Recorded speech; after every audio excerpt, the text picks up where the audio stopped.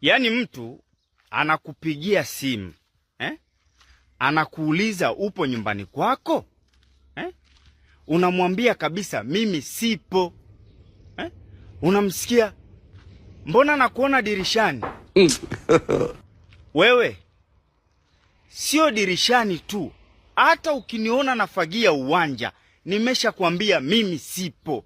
We elewa neno sipo, nimesha kuambia sipo.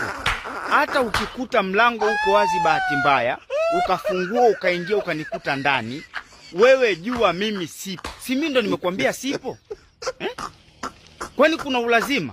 Mimi si ndo nimekuambia sipo. Mimi mwenye nyumba mwenyewe ambao unataka kuja kwangu nimekuambia sipo. Wewe unakazana mbona nakuona hapo upo dirishani?